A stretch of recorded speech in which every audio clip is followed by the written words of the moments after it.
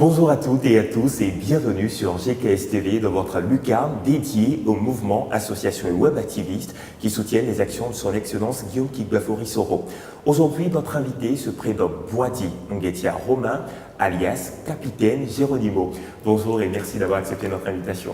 Merci mon frère, bonjour à vous. Alors, avant d'entrer dans le vif du sujet, parlez-nous un peu de ce pseudonyme, Capitaine Geronimo. Où est-ce qu'il nous vient? Mon frère, tu me fais un peu sourire, tu me ramènes un peu à l'histoire. Hein.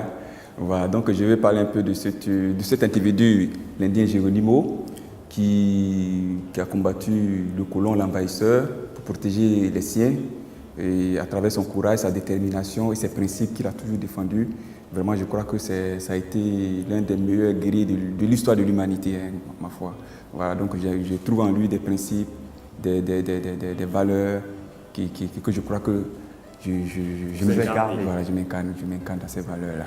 Voilà. Après aussi, ce mot a été dénaturé aussi par les services secrets qui l'ont utilisé comme mode code par rapport à la trappe de Ben Laden.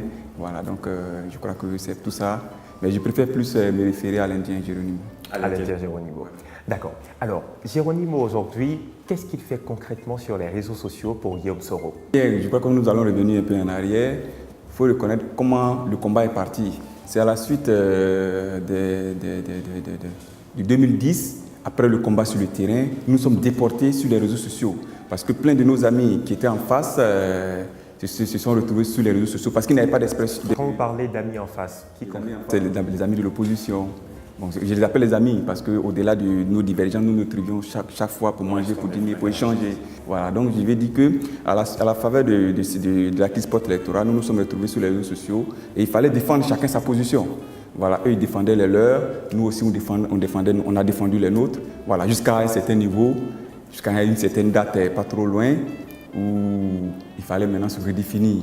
Il fallait se redéfinir par rapport à l'avenir. Et nous autres, nous voyons Soro Guillaume qui incarnerait plus cette relève pour l'avenir, pour la continuité de tous nos combats que nous avons menés jusqu'en 2010, jusqu'en 2015.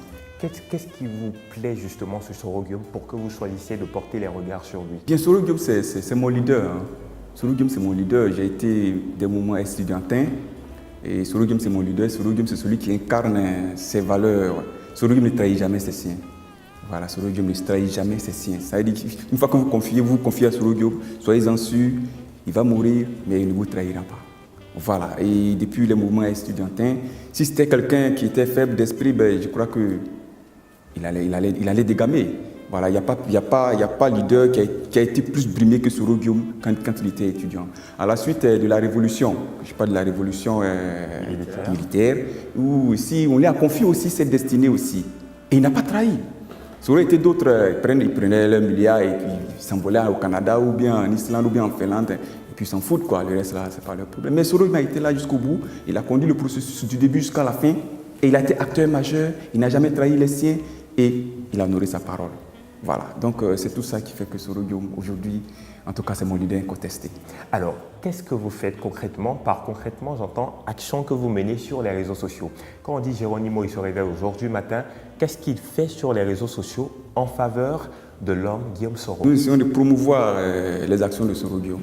Voilà, nous parlons tantôt de son histoire, tantôt de ce qu'il a vécu, tantôt du passé récent. Du passé récent que nous avons vécu, de ses engagements, de ses principes. Voilà, nous le défendons aussi vis-à-vis aussi parce qu'il faut reconnaître qu'il a beaucoup de détracteurs. Quand je dis beaucoup, il a des détracteurs. Voilà, les amis d'en face aussi trouvent aussi des mots qui lui attribuent que nous le défendons. Et nous sommes obligés de le défendre parce que nous sommes là pour ça. Et nous le faisons avec les amis. Je ne suis pas seul, hein. Je ne suis pas seul. Je peux citer quelques noms. Hein. Voilà, je peux citer par exemple Bargain, je peux citer Béman, je peux citer Dorja, je peux citer Lamine Koulibaly, Sarkozy, je peux citer... Mais nous en avons aussi certaines. Voilà, donc voilà un peu, beaucoup d'ailleurs. Je ne peux pas tous les citer ici. Et c'est ensemble que nous menons ce combat-là. Et quand vous vous retrouvez face à ces personnes de l'opposition qui font face et qui refusent de changer de mentalité, quelle est votre réaction? Bien, nous essayons d'abord de les confiner. Voilà, parce que quand nous échangeons, nous connaissons plus ou moins les cyberactivistes, la mentalité de tous les cyberactivistes. C'est vrai, il y a d'autres nouveaux activistes qui viennent ces temps-ci, pour ne pas dire ces 2 dernières années, mais nous connaissons pratiquement toute la mentalité. Quand quelqu'un fait un post sur le Face, on sait déjà c'est l'avatar de qui, parce que nous avons pris l'habitude de lire les gens, on connaît plus ou moins. Et quand nous avons ces cas-là, quand nous sommes en face de nos détracteurs, nous essayons quand même de les raisonner. Mais il y a des gens qui sont irraisonnables, qui est dit en griffe.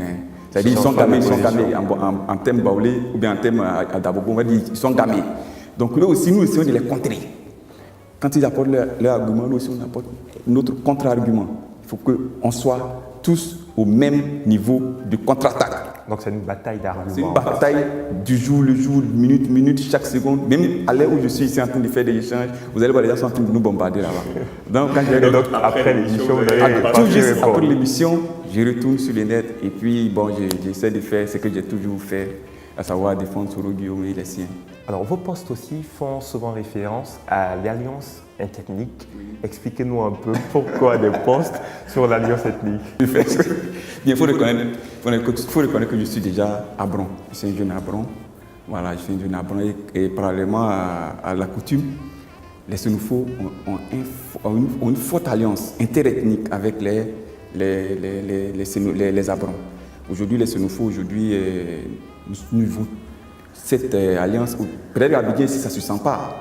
Mais chez nous, par exemple, les Sénoufos et nous, ça se vit de façon constante, jour et jour. C'est une entente cordiale Une entente cordiale, parfaite. Voilà. Donc, on les appelle les esclaves, eux aussi nous appellent les esclaves, ils nous appellent les chefs, nous aussi on les appelle, donc, ainsi de suite. Voilà. Donc, c'est ça aussi, j'essaie aussi de transposer aussi dans mes postes pour faire sortir de ce côté-là. Voilà. Montrer aux autres, malgré nos divergences, on peut s'entendre. Voilà. On peut s'entendre sur l'essentiel.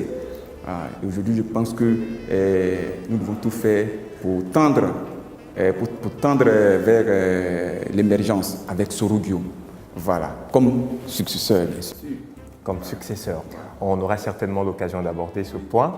Pour l'instant, dites-nous, vos rapports entre vous, cyberactivistes, comment sont-ils? Je crois que nous vivons des rapports très amicaux. Et aujourd'hui, j'ai eu la chance d'appartenir à la grande famille des soroïstes cyberactivistes. Et je crois que je ne regrette pas. Je ne regrette pas, c'est une famille qui m'a adopté. Et je veux dire, nous vivons par exemple des moments de symbiose, d'amitié, je ne peux pas vous expliquer ici ce que je ressens. Moi par exemple, quand j'ai eu mon accident, j'étais pratiquement dans le coma. J'ai dit avant que mes parents n'arrivent, déjà il y avait des amis cyberactivistes à mes côtés. Voilà. Ils m'ont apporté tout ce qui est assistance avant que ma maman même n'arrive. Ça c'est une belle preuve de fraternité. Je ne sais pas comment c'est fait que, c'est mon grand frère qui a posté. Et il a dit, Jérémy est dans le coma. Et sur le champ, c'est parti. J'ai dit, en l'espace de 10-15 minutes, je me suis retrouvé au CHU. Et les gens voilà. Et certains m'ont proposé de m'évacuer à la PISAM. C'est pour te dire que nous vivons ces relations. Excuse-moi si je vous tutoie. Hein. Voilà, donc c'est pour te dire que nous vivons des relations amicales très sérieuses et très approfondies. Et je crois que c'est aussi ce genre de relation de fraternité que souhaite votre mentor. Parfois, on n'a pas besoin de milliards pour... Les gens quand vous passez dans la rue, les gens qui vous applaudissent, ils n'ont pas besoin que vous leur donniez vos salaires. C'est juste que vous leur accordiez un peu de votre temps. Alors, vous parliez tout à l'heure de succession. Pour vous, est-ce le bon moment justement pour passer le témoin à la nouvelle génération? J'ai toujours échangé avec mes amis de ce qu'on appelle la transition générationnelle. Aujourd'hui, la transition générationnelle est inévitable. Voilà, la transition générationnelle est inévitable. Nous sommes arrivés à un moment donné où il faut savoir transmettre le témoin, ou bien vous allez créer des conflits. Vous allez créer des conflits. Vous savoir guider la jeunesse. Les gens ont tendance à dire les jeunes ne sont pas responsables. Mais quelle jeunesse n'est pas responsable? Soro Guillaume n'est pas responsable. Kakabe n'est pas responsable. Qui n'est pas responsable? Tout le monde est responsable. Il faut faire confiance à cette jeunesse. Il faut gagner confiance à nos seniors. Il y a des gens, à 25 ans, j'étais déjà ministre. À 25 ans, j'étais ambassadeur. À 20 ans même, je veux dire. Mais aujourd'hui, nos grands frères ont 40 ans, 50 ans. On nous dit, les gens sont encore jeunes. Je ne parle pas, quoi. Donc, c'est de la vérité. Bon, je ne vais pas trop parler devant les témoins. D'accord, donc pour vous, c'est effectivement le bon moment et ce Donc, c'est le moment. c'est inévitable. Enfin, c'est inévitable. D'accord. Actuellement aussi, votre mentor parle beaucoup de réconciliation nationale. Vous vous alignez certainement dans cette même veine. Alors, on va vous laisser l'occasion à présent de parler à tous nos internautes qui nous suivent sur ce sujet-là, qu'est la réconciliation nationale. Je suis content, je suis heureux dans cette bulle parce qu'il y a longtemps que nous parlons de réconciliation. Il y a longtemps que nous parlons de réconciliation. On ne peut pas se réconcilier seul. Quand il y a eu des histoires, des conflits, c'est forcément avec des gens. Donc il faut aller vers ces gens-là et puis parler avec eux. Moi, j'ai été l'un des cyberactivistes à clamer l'amnistie. Les gens disent non, on ne veut pas. Mais quand Mme Simone est sortie, excusez-moi si je peux, hein, Bien sûr. voilà. Mme Simone est sortie de la prison. Mais sa position aujourd'hui vis-à-vis des dames d'Abobo a évolué. Avant, elle disait, elle liait pratiquement. Mais aujourd'hui, elle a dit, elle a confirmé qu'il y a eu des bombardements. C'est des avancées. C'est des avancées dans le sens de la paix. Et Soro Guillaume l'a toujours réclamé. Parlons de paix. Asseyons-nous, discutons. Les gens vont dire paix. Soro Guillaume, il est avec le pouvoir, il mange avec le pouvoir. Mais vous savez, quand vous êtes dans certaines postures, vous n'avez pas les leviers du truc. Vous n'avez pas tous les leviers. Je vais parler doucement parce que les gens...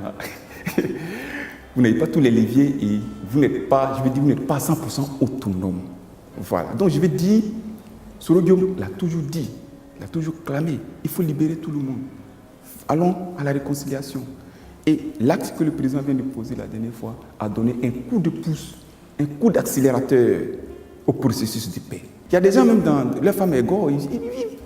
Après la crise post-électorale, ils ont dit, fait 2 à 3 enfants même pour mettre dessus. Alors, capitaine Geronimo, Oui. la réconciliation, Oui. elle est effective. Entre les jeunes, reste à la consolider Oui. entre nos pouvoirs politiques. C'est bien cela, si je vous C'est résume ça. tout ce que vous avez dit.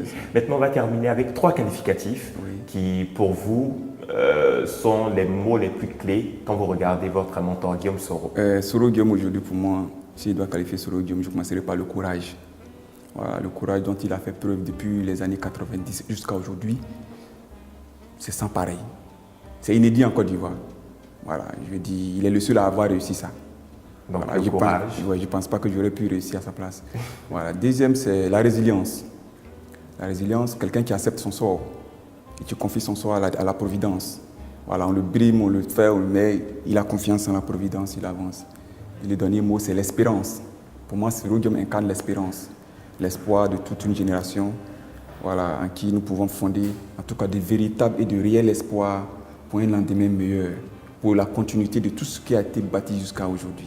Donc voilà ce que je peux dire de Soro Guillaume, mon leader. L'espoir. Et je l'aime très fort. Hein. Je crois que le message est passé. Donc, l'espoir d'une Côte d'Ivoire nouvelle avec Guillaume Soro. Alors, merci, capitaine Geronimo, d'avoir répondu à toutes ces questions. Merci. Quant à vous, chers internautes, merci de votre fidélité, toujours à Mouvement et Association et à cette web TV guillaumesoro.tv.